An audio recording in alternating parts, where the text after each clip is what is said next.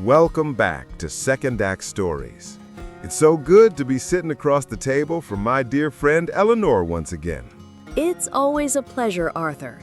So, you told me we're diving back into the collected wisdom we've nicknamed PAT, the lessons from a life well lived. What's on the table today? I hope it's something light. Yes, Pat. And for anyone new joining us, that's the name we've given to this incredible collection of letters and interviews from dozens of people over 70 who shared their life lessons with us. And today, Pat wants to talk about love and money. So, to your question, it depends on your definition of light. We're tackling two of the biggest topics there are, and the wisdom we've gathered suggests our entire culture often gets the fundamental purpose of both things completely wrong. Well, that's a bold statement. You can't get much bigger than love and money. That's the engine of half the novels and movies ever made. I'm leaning in. Where do we start? We start with a statement that might make some people a little uncomfortable. The core idea is this: love is a verb, not a feeling, not a noun, it's an action. You know, love is a verb. I agree in principle, Arthur, but my mind immediately goes to my friend Susan. She treated her marriage like a job for 30 years out of pure duty. She did all the verbs, cooked the meals, attended the family events, kept a beautiful home, and she was deeply, quietly unhappy. Where's the line between commitment as a verb and losing your own soul in the process? Well, that's the essential counterpoint, isn't it? That's a great point. It highlights that the action of love can't be empty of intention or spirit. Susan's story, that sounds like duty, not love being expressed through action. The argument here isn't to just go through the motions. It's that the feeling of love is actually nurtured by the right actions.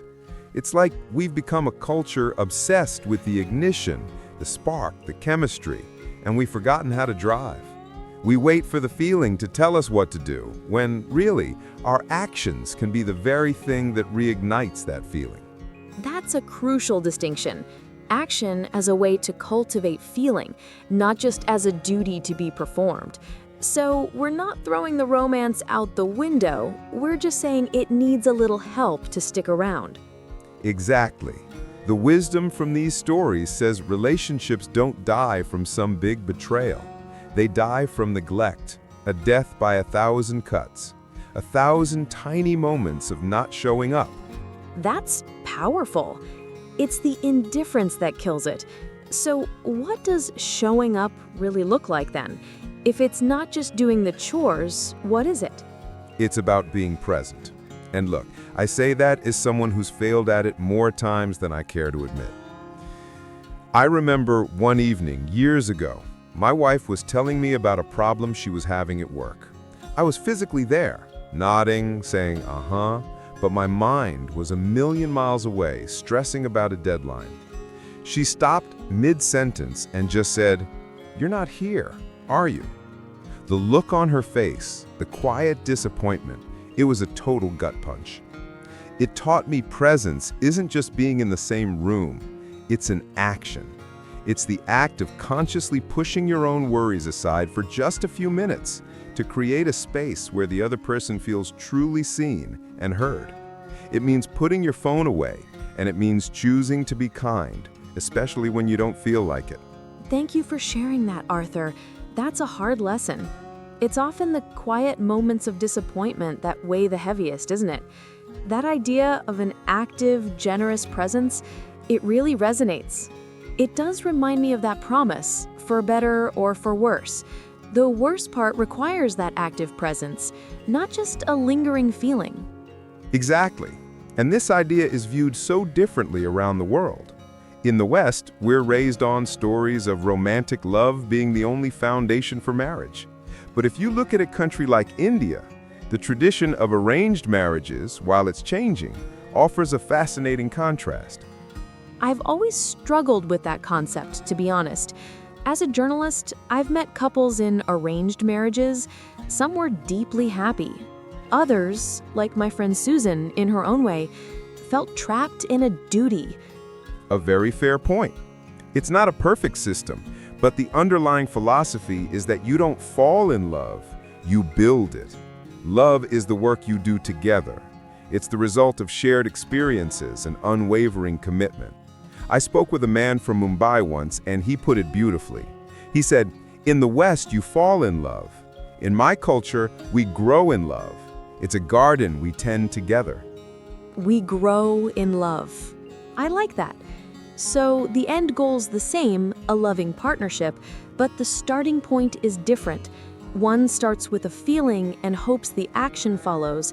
The other starts with a framework of action and commitment and hopes the feeling grows. That brings us to the other big topic, money. I have a feeling the perspective on this is just as pragmatic. Even more so. The biggest financial mistake these stories point to is chasing money for status. Buying things to fill an emotional void, thinking a bigger house or a fancier car would substitute for the love and confidence that was lacking inside. The trap of materialism. It's so easy to fall into, especially today with social media showing us a constant parade of what everyone else has. We end up comparing our behind-the-scenes reality with someone else's highlight reel. That's it exactly. We see the curated vacation photos, not the credit card bill that follows. But the big realization is this: money's true purpose isn't to buy things, but to buy options, to buy freedom. I love that phrase, money buys options. Expand on that. What does that look like in real life? Well, instead of a luxury car payment, you have an emergency fund, something that lets you sleep at night. Instead of designer clothes, you have an investment account that buys you the option to retire a year earlier. It's a tool to build a life you want, not just a means to acquire possessions. It's the freedom to say no to a project that compromises your values. It's the option to take a lower-paying job that you're passionate about. One person whose story is in Pat said she wishes she'd spent her younger years investing and creating freedom for her future self, rather than trying to impress people who didn't really care. But there's a flip side to that, isn't it? I've known people who became so obsessed with saving for options that they forgot to live. They hoard their money, never taking the trip, never buying the good bottle of wine. They have a portfolio of options they're too afraid to ever exercise. How do you find the balance? That's the critical point. This isn't about becoming a miser. It's about being intentional. It's the difference between mindless consumption and mindful allocation. In Sweden, they have a concept called lagom. Not too much, not too little, just the right amount.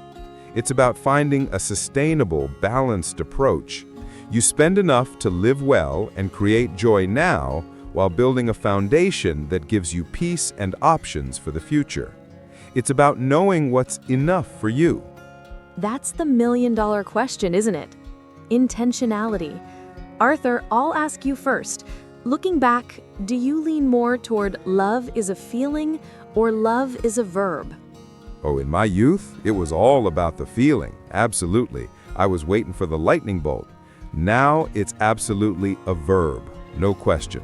The most meaningful moments of love in my life have all been rooted in action. My wife bringing me soup when I was sick, a friend sitting with me for hours after my father passed. Those are the moments that build a life. And you, Eleanor? I'm with you, the verb camp. Feelings are like the weather, beautiful and unpredictable, but the actions, that's the foundation and the walls of the house. And on money, the idea of buying options is a game changer. I remember saving diligently for a year to build a runway fund. The moment I had it, the fear of losing my job vanished.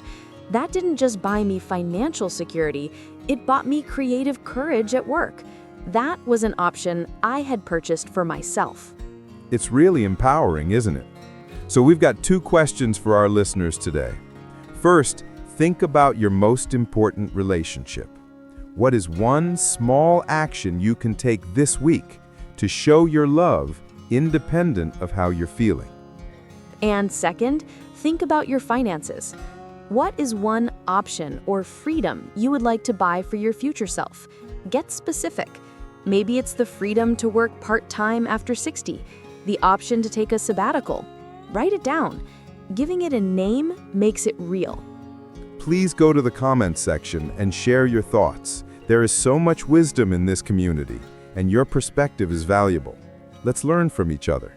So, I guess the big takeaways today are to treat love like a job you care deeply about, one that requires you to show up and do the work, especially on the hard days, and to treat money not as a scorecard, but as a tool you use to build your own freedom.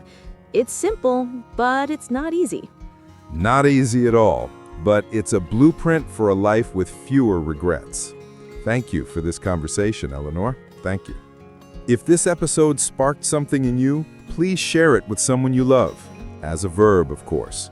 And make sure you're subscribed, because our next episode is a panel discussion on one of the most profound topics we've encountered: why realizing that life is short is the most liberating discovery you can make. Until next time, be well. Take good care.